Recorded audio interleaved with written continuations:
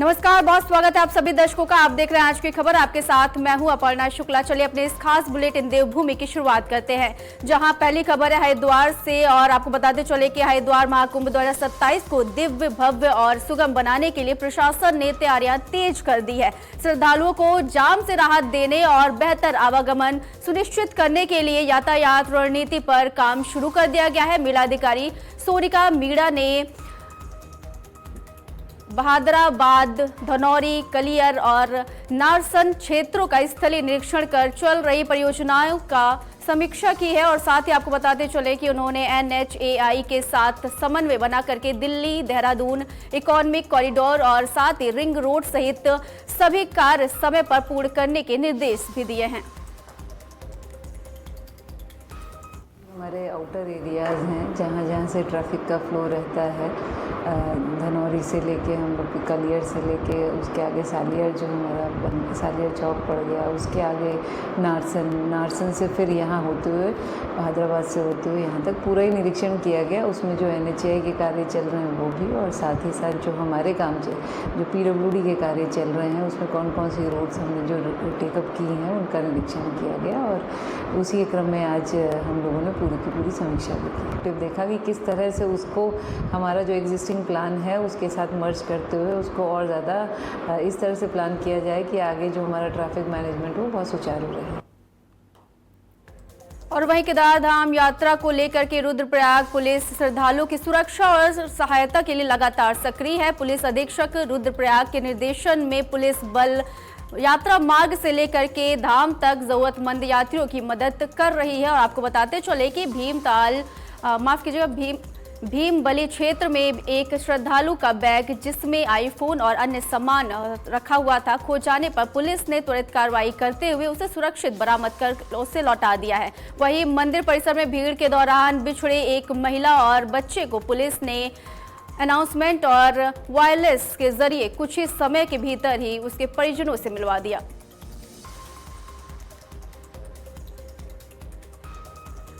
चलिए बढ़ते हैं अगली खबर की तरफ, जहां उत्तरकाशी के पुरोला रोड नौगांव क्षेत्र में निर्माणाधीन पार्किंग के पास पेड़ गिरने से सड़क मार्ग पूरी तरीके से बंद हो गया है, जिससे दोनों ओर वाहनों की लंबी कतारें लग गई हैं। और वहीं आराकोट मलाड़ा क्षेत्र में भारी तूफान के कारण सड़क पर पेड़ गिर गया, जो एक वाहन पर भी आ गिरा। इस घटना में एक वाहन क्षतिग्रस्त हुआ है। हालांकि किसी प्रकार की जनहानि या पशु हानि की सूचना नहीं है।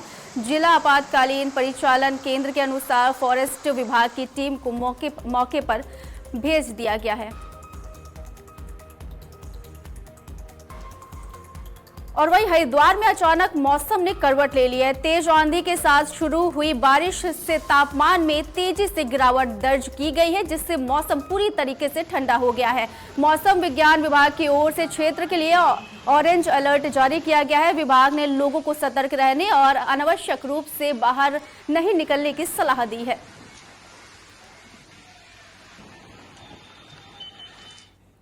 और वहीं देहरादून में मौसम ने अचानक करवट बदल लिया है, जिससे दिन में ही अंधेरा छा गया है। तेज हवाओं के साथ आई धूल भरी आंधी ने जनजीवन को प्रभावित किया है। वहीं कई इलाकों में हल्की बारिश और ओलावृष्टि भी दर्ज की गई है। ओलावृष्टि और बारिश से जहां लोगों को गर्मी से राहत मिली है, वहीं तेज हवाओं के कारण पेड़ों की टहनियों के गिरने से और उस यातायात प्रभावित होने की घटनाएं सामने आई हैं। वाहन चालकों को भी दिन में लाइट जला करके चलना पड़ रहा है। मौसम विभाग ने पहले ही आंधी, बारिश और ओलावृष्टि का अलर्ट जारी किया था, जो पूरी तरीके से सही साबित हुआ है। विभाग ने अगले कुछ घंटों तक सतर्क रहने की सलाह दी है।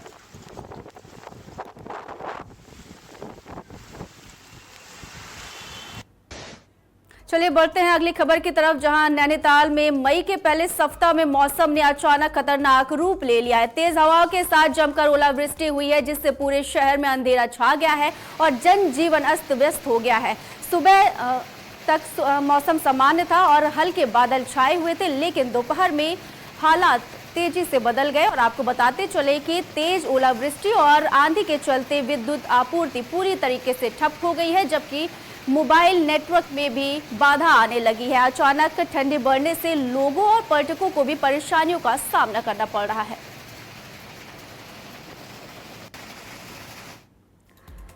और वही हरिद्वार में नीट यूजी 2026 परीक्षा को लेकर के प्रशासन ने सुरक्षा व्यवस्था को लेकर के पूरी तरीके से हाई अलर्ट रखा हुआ है। सुबह से ही सभी परीक्षा केंद्रों पर पुलिस और प्रशासन की टीमें तैनात रही हैं और परीक्षा शुरू होने से पहले केंद्रों के बाहर सघन चेकिंग अभियान चलाया गया है। आपको बताते चले कि डॉग स्क्वाड और पुलिस टीमों ने हर प्रवेश द्वार पर जांच की है, जबकि परीक्षार्थियों की एंट्री से पहले मेटल डिटेक्टर से तलाशी ली गई है। संदिग्ध व्यक्तियों और वस्तुओं पर विशेष नजर रखी गई और साथ ही केंद्रों के आसपास लगातार गश्त की गई है। और वहीं टिहरी गढ़वाल के डोबरा चाटी क्षेत्र में भारी आंधी तूफान के चलते झील में बने प्लॉटिंग हट पेंट क्षतिग्रस्त हो गया है, जिससे कई लोग फंस गए हैं। घटना की सूचना मिलते ही एसडीआरएफ पोस्ट कोटी कॉलोनी से एसआई नरेंद्र राणा के नेतृत्व में रेस्क्यू टीम मौके पर पहुंची। टीम ने कार्रवाई करते हुए लगभग 25 से 30 व्यक्तियों को सुरक्षित बाहर निकाला है और पर्यटन विभाग की बोट के माध्यम से उन्हें कोटी कॉलोनी सुरक्षित पहुंचाया गया। चलिए बढ़ते हैं अगली खबर की तरफ, जहां देहरादून में मुख्य विकास अधिकारी अभिनव शाह ने एसआईआर कार्यक्रम में के तहत मतदाता सूची से जुड़े कार्यों की समीक्षा करते हुए अधिकारियों को तेजी लाने का निर्देश दिया है। उन्होंने कहा है कि प्राप्त दावे और आपत्तियों का निस्तारण तय समय पर के भीतर किया जाना चाहिए और इसे प्राथमिकता पर लिया जाए ताकि प्रक्रिया में पारदर्शिता बनी रहे। बैठक में विभिन्न विधानसभा क्षेत्रों के AIRO वर्चुअल माध्यम से जुड़े और साथ ही सीडीओ ने अधिकारियों को क्षेत्रीय स्तर पर सतत निगरानी रखने और किसी भी प्रकार की लापरवाही नहीं बरतने का निर्देश दिया है। साथ ही आपसी समन्वय के से कार्य को समयबद्ध और सफल बनाने पर जोर दिया है।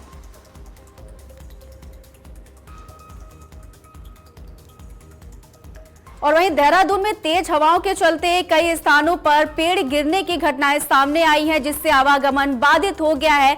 पीएफटी के माध्यम से सूचना मिलने पर फायर यूनिट ने ONCG कॉलोनी गेट कोलागढ़ के बाहर गिरे पेड़ को वुडन कटर की मदद से काट कर हटाया है। पेड़ के नीचे फंसी एक कार को भी सुरक्षित रूप से बाहर निकाल लिया गया है, जिससे बड़ा नुकसान टल गया है। और आपको बताते चले कि इसके बाद आरटी सेट और टेलीफोन के जरिए मिली सूचना पर सचिवालय की पार्किंग में गिरे पेड़ को भी फायर कर्मचारियों ने वुडन कटर की सहायता से काट करके किनारे कर दिया है। इस कार्रवाई के बाद क्षेत्र में यातायात और पार्किंग व्यवस्था सामान्य हो गई है।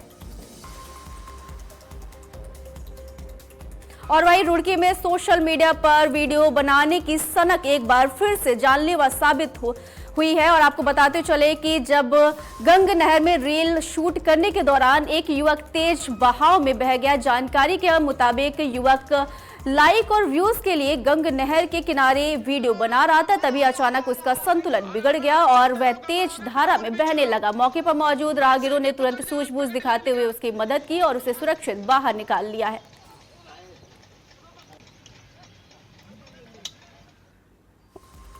चलिए बढ़ते हैं अगली खबर की तरफ, जहां लश्कर और लड़घोरा क्षेत्र में अवैध खनन का मामला लगातार गंभीर होता जा रहा है। खानपुर क्षेत्र में गंगा और सोलानी नदी के कई घाटों पर खनन माफिया दिन रात जेसीबी और पॉकलैंड मशीनों से खुलेआम खनन कर रहे हैं। बताया जा रहा है कि माफिया नदियों से रेत और बजरी निकाल करके ऊंचे दामों पर बेच रहे हैं। इसके साथ ही खेतों में भी जेसीबी के जरिए मिट्टी का अवैध खनन किया जा रहा है, जिससे कृषि भूमि को नुकसान पहुंच रहा है। ग्रामीणों का आरोप है कि शिकायत के बावजूद पुलिस प्रशासन की ओर से ठोस कार्रवाई नहीं की जा रही है।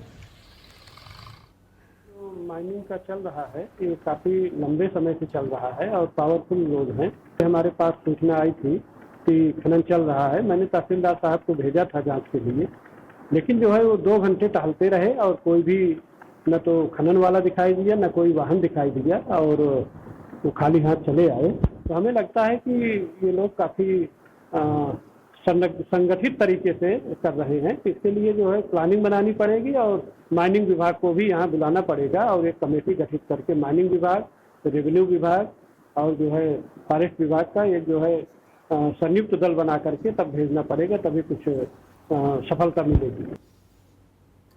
चलिए बढ़ते हैं अगली खबर की तरफ, जहां लश्कर में बढ़ते अतिक्रमण के खिलाफ प्रशासन ने सख्त रुख अपनाते हुए बड़ा अभियान शुरू कर दिया है। एसडीएम अनिल शुक्ला के नेतृत्व में नगर पालिका पुलिस और राजस्व विभाग की टीम ने विभिन्न क्षेत्रों में कार्रवाई करते हुए सड़कों से अतिक्रमण हटवाया है। अभियान के तहत गोवर्धनपुर रोड और रेलवे ब्रिज के नीचे से सबसे पहले अतिक्रमण साफ कराया गया है। सड़क तक सामान फैलाकर बैठे व्यापारियों को हटाया गया और कुछ के चालान भी काटे गए हैं। एसडीएम ने कई व्यापारियों को स्वयं अतिक्रमण हटाने के लिए समय दिया है और चेतावनी भी दी है कि तय समय सीमा पर अगर ये अतिक्रमण नहीं हटाया गया तो सख्त कार्रवाई के साथ जुर्माना भी लगाया जाएगा।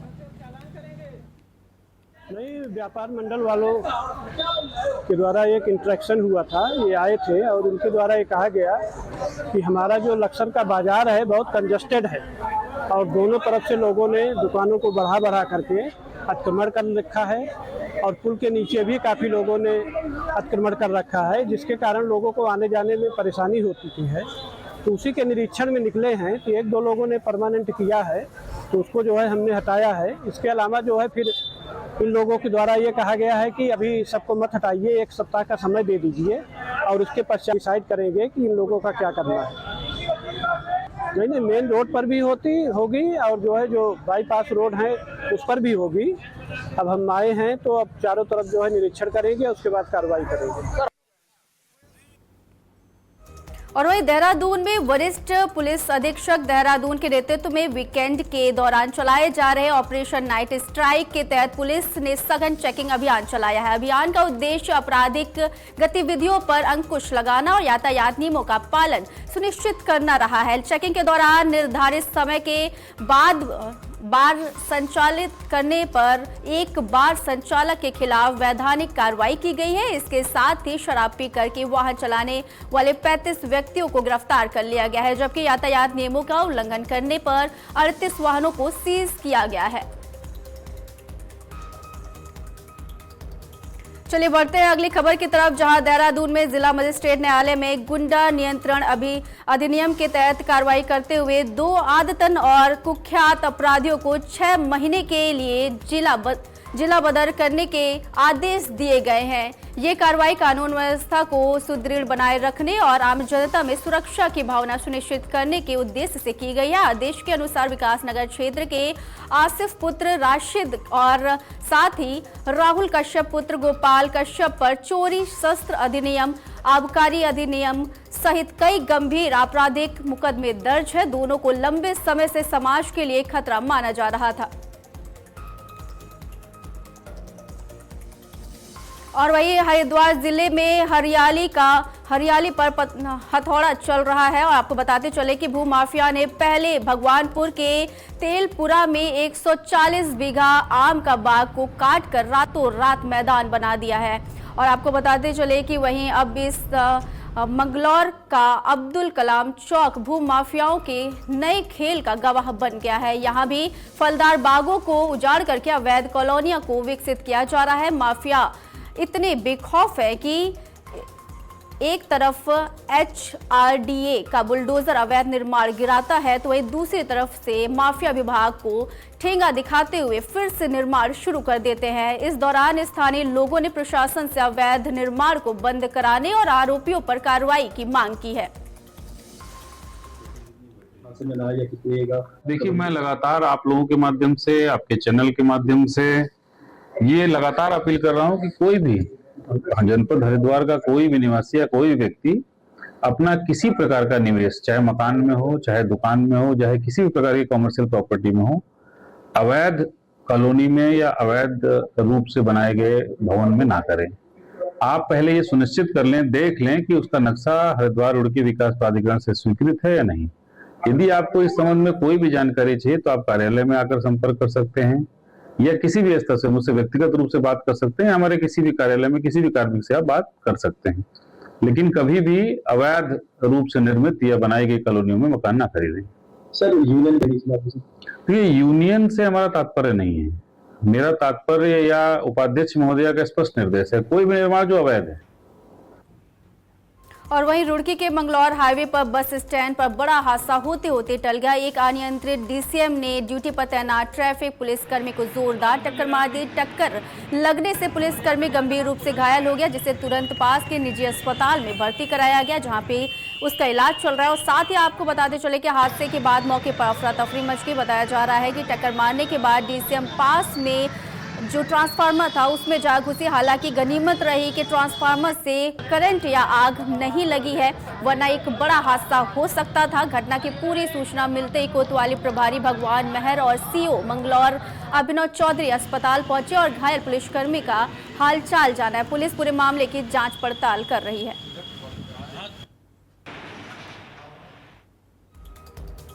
फिलहाल इस बुलेटिन में सिर्फ इतना ही। देश दुनिया की बड़ी खबरों को जानने के लिए देखते रहिए आज की खबर। नमस्कार।